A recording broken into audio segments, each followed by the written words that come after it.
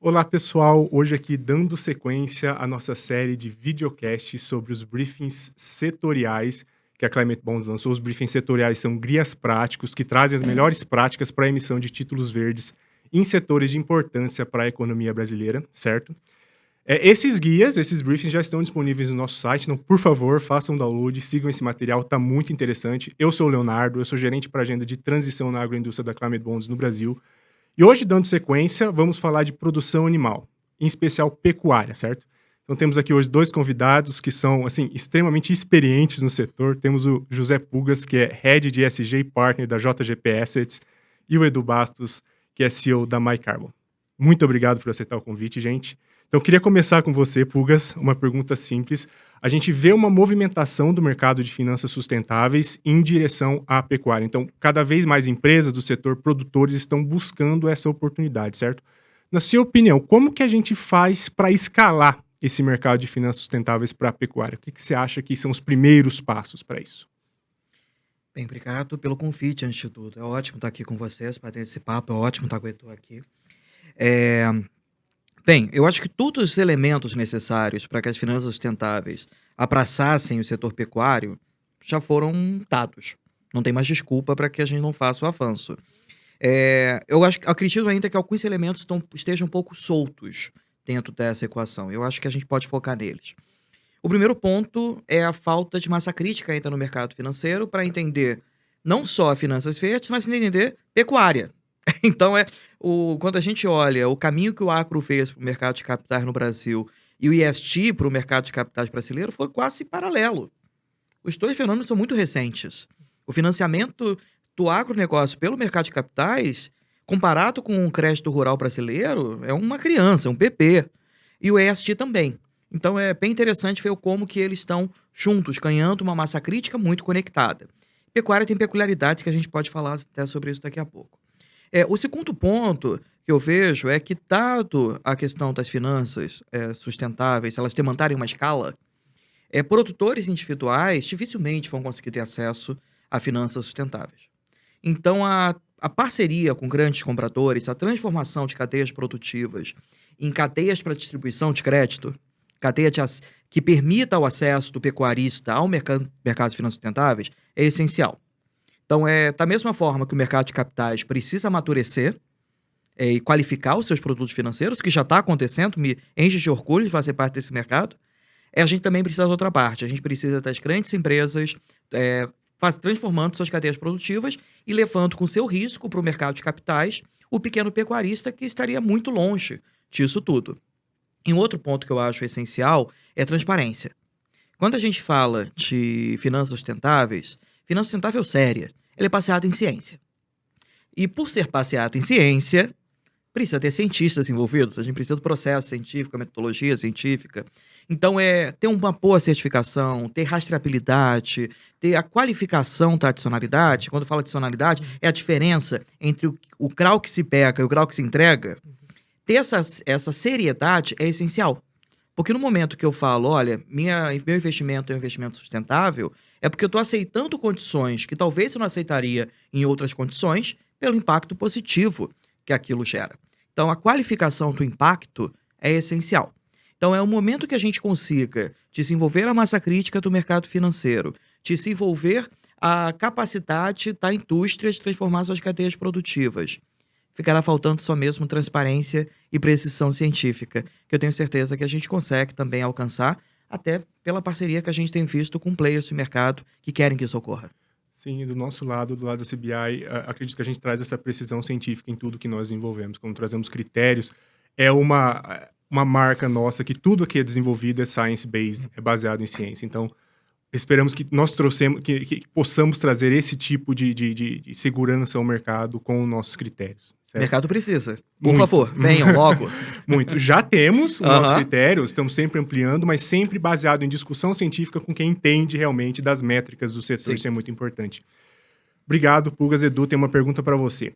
Pensando em produtor agora, vamos levar pro produtor.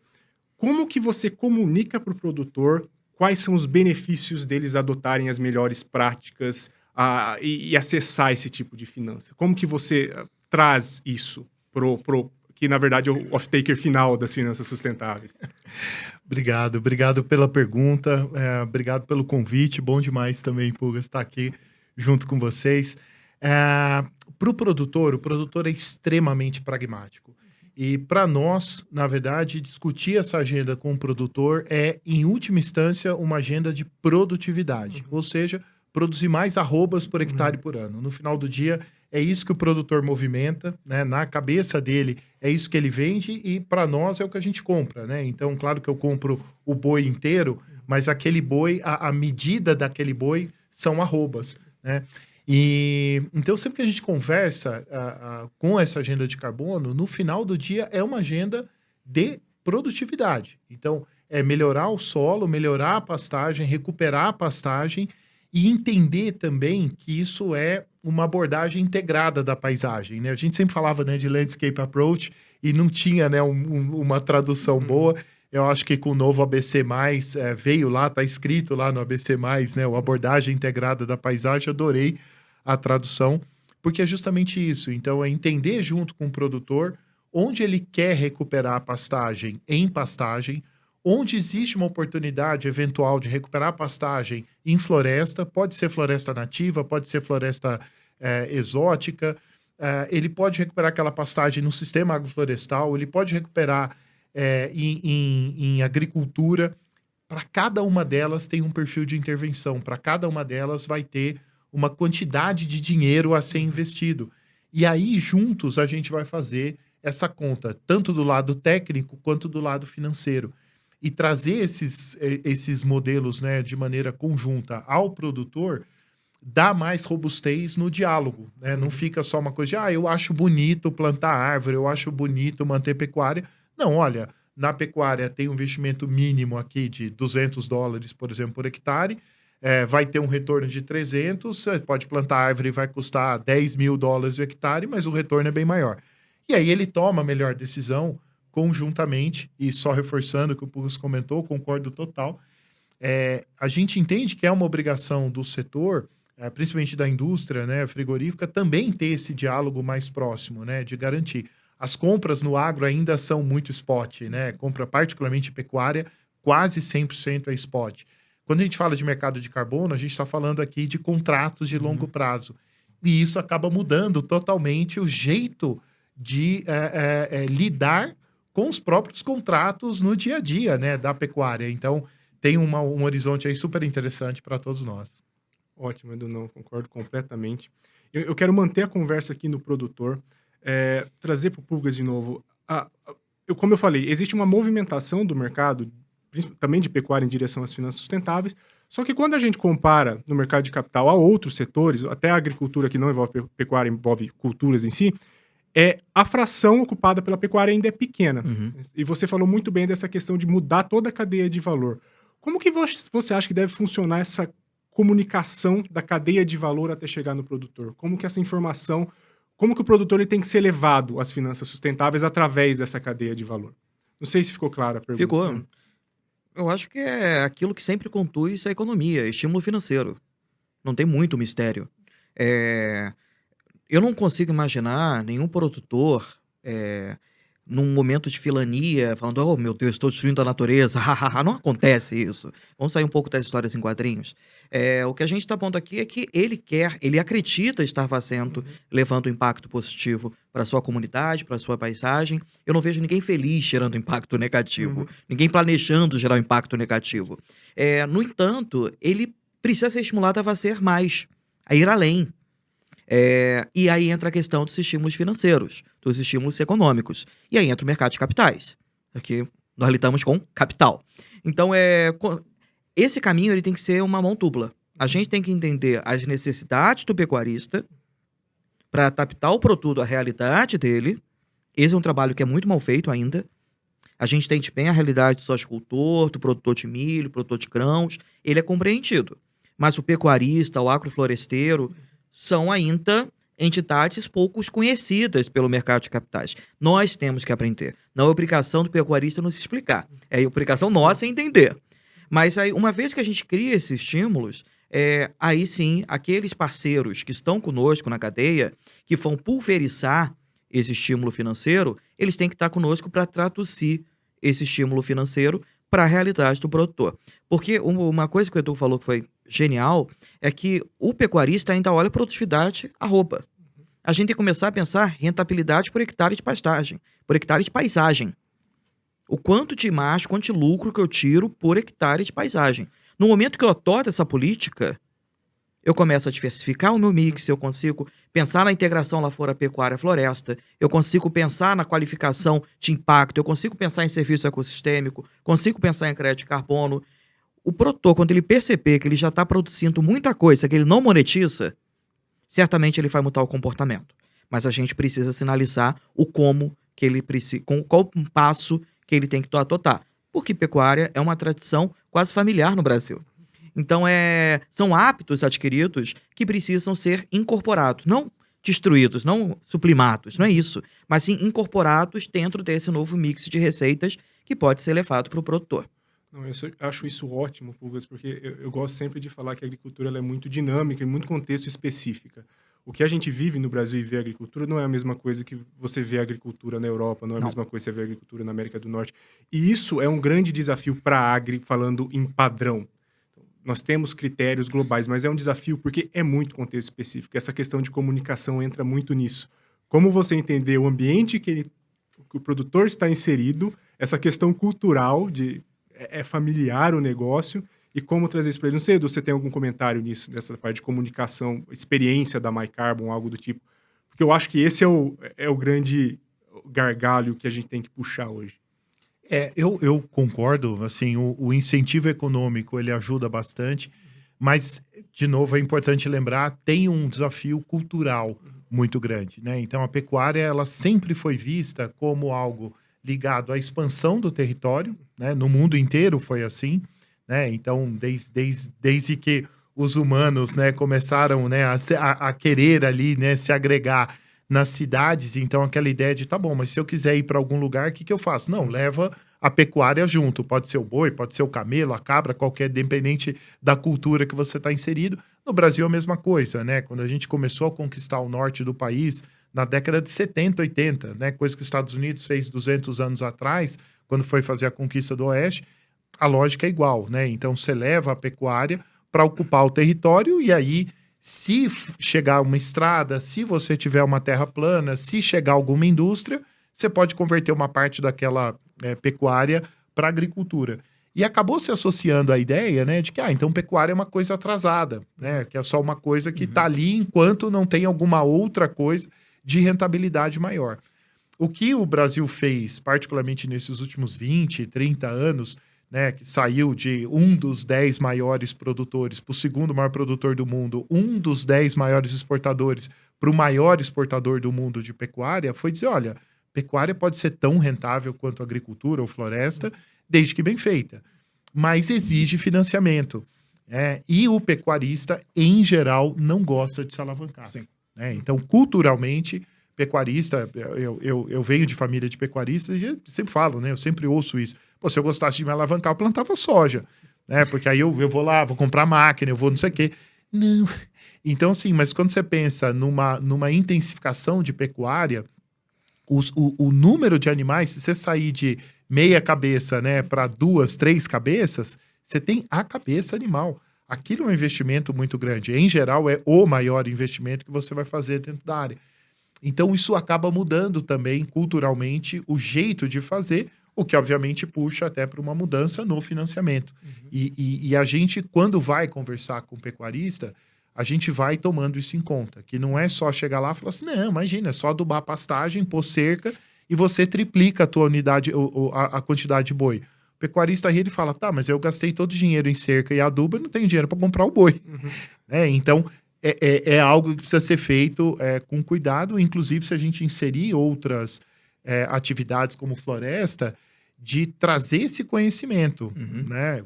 Porque assim como o produtor de floresta não conhece pecuária, o pecuária não conhece. Então, como eu trago esse conhecimento e os clusters para aproveitar a floresta. E LPF no passado teve muita região que o pessoal saiu plantando eucalipto no meio do pasto, com uma ideia de, não, imagina, tem um apagão florestal no Brasil, vai vender. e de repente acordou de manhã e falou, gente, mas se eu não estiver perto de uma planta de papel e celulose, de uma área que fabrica poste, o que seja, ninguém vai comprar essa madeira. E agora, eu faço o que com isso? Então, a gente tem que tomar esse cuidado também. É assistência técnica, né? Boa e velha assistência técnica que não pode faltar. Edu, só um follow-up também. Como que você vê isso evoluindo, a questão da assistência técnica? Que nível você acha que a gente está? Enfim, temos práticas sustentáveis, temos ILPF, temos produtores fazendo tudo certo, mas não sei se essa é a tua visão. Na minha visão, a gente ainda está um passo atrás na assistência técnica global. Assim, não é uma coisa de fácil acesso a todos os produtores do setor, muito pelo cultural também.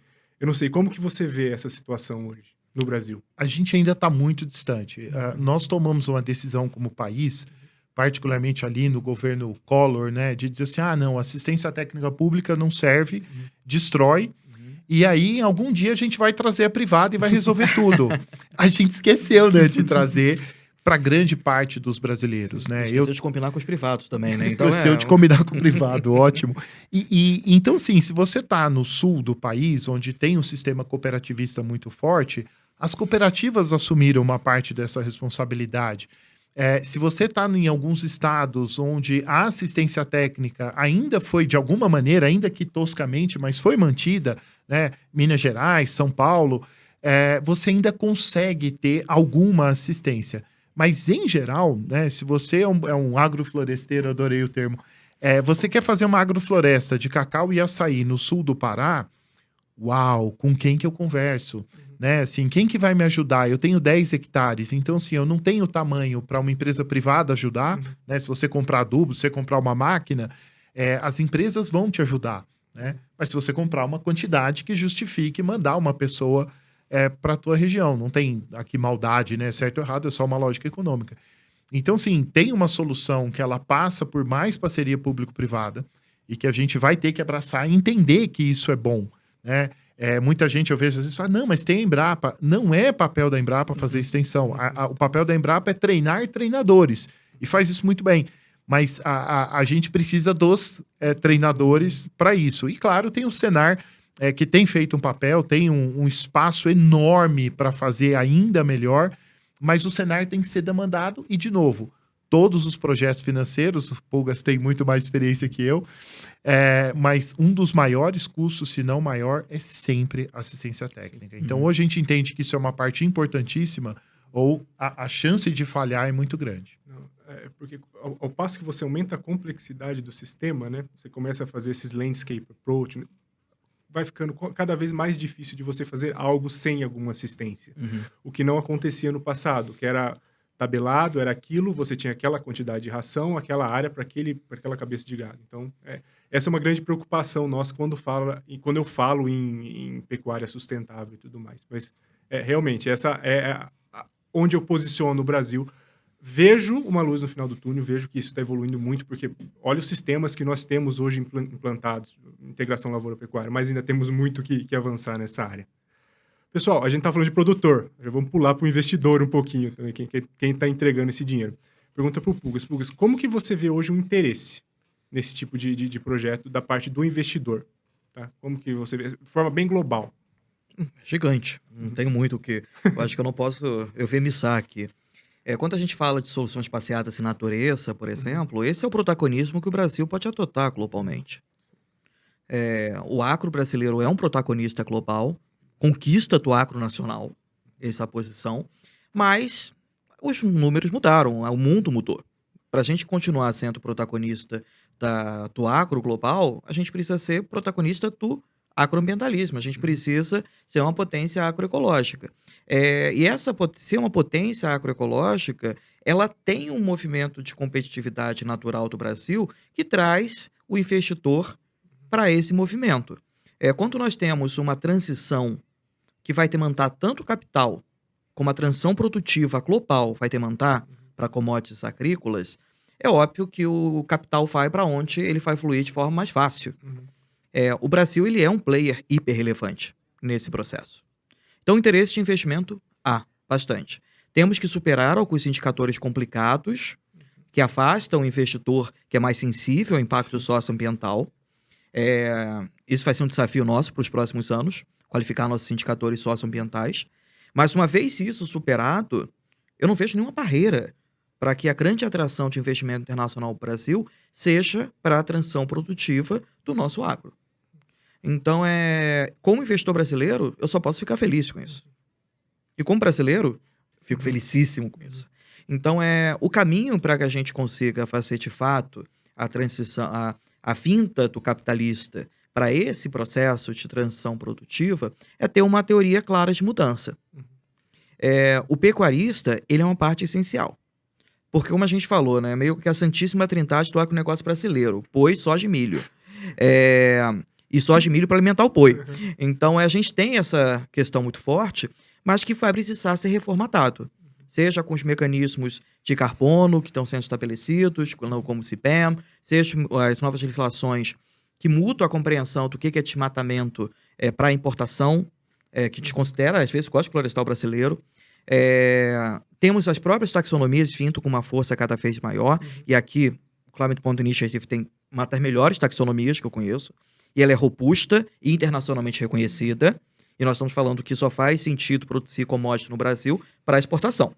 Então, tem um mercado doméstico que é fabuloso, mas para o investidor eu quero mais escalabilidade para exportação. Então, cientes disso, a gente precisa recriar qual é a posição do Brasil nessa nova dinâmica de commodities agrícolas globais.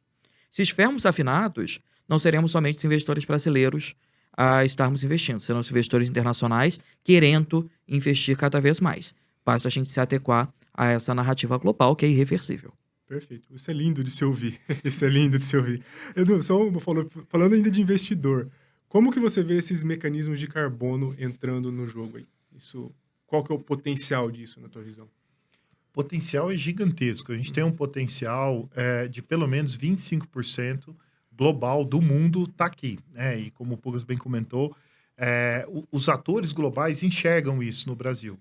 O que a gente precisa fazer, o trabalho de casa a gente precisa zerar desmatamento, a gente precisa parar de ser conivente com desmatamento. Digo isso como diretor da BAG, que é a Associação do Agronegócio que eu sou presidente da Climate Connection, que é um grupo recém-formado exatamente para trabalhar mercado de carbono. E assim, esse é um assunto, né, é o bode na sala, né? Então, assim, é um assunto incômodo, mas não deveria ser incômodo, porque mais de 95% do desmatamento do Brasil é ilegal. Então, assim, trabalhar contra desmatamento é trabalhar contra a ilegalidade. Gente, é uma pauta que a gente deveria estar abraçando todos, o setor inteiro, e eu não tenho dúvida, isso é o que vai acontecer.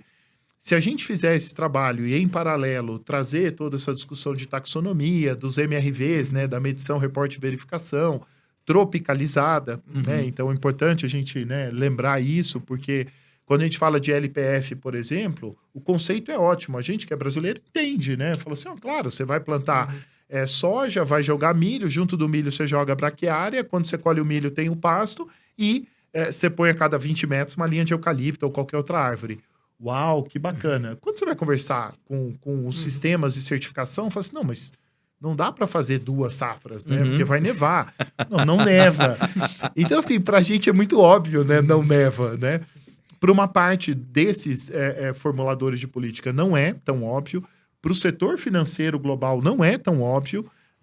E isso tem um impacto. Tem um impacto porque a gente vai ter que investir tempo na educação desses atores.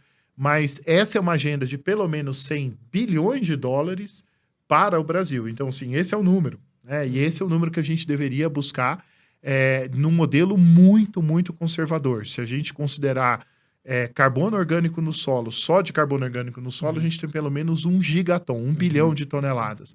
Hoje, não se fala mais em carbono orgânico no solo para agricultura ou pecuária, menos de 20 dólares. Bom, 1 bilhão vezes 20 são 20 bilhões, né? Só de carbono orgânico, fora carbono de floresta e tudo mais. Então, eu vejo aí uma janela de oportunidades incrível para o Brasil, mas, de novo, a gente tem que fazer esse trabalho de casa, que é zerar desmatamento primeiro. Sim, exatamente. Não, perfeito, gente. Eu concordo completamente com a tua fala, Edu. Eu acho que é isso. A gente abordou, assim, fez uma volta entre como chegar no produtor, como chegar no investidor, e ficou claro que é uma oportunidade boa para ambos. É uma oportunidade boa para o produtor que quer fazer essa transição, é uma oportunidade muito boa também para o investidor que quer investir nessas cadeias de valor mais verde, nessas cadeias que estão transicionando. esse mercado só tem a aumentar. A gente está vendo essa crescente, principalmente para a pecuária, e com certeza muitas operações vão vir, muitas operações certificadas a gente espera, e também o mercado de carbono entra aí para ligar todas as pontas e escalar ainda mais o setor. Pessoal, eu gostaria de agradecer muito a presença de vocês aqui hoje, acho que uma conversa super legal, o pessoal de casa vai adorar. Pessoal, também muito obrigado pela audiência também. Mais uma vez eu peço, por favor, deem uma olhada nos nossos guias setoriais que vão trazer essas melhores práticas na emissão. Então, vamos trazer para o emissor, o que você tem que fazer para emitir um título de dívida no setor certificado. Já está no nosso site, por favor, olhem lá. E muito obrigado, tá, gente? Tchau, tchau. Até mais.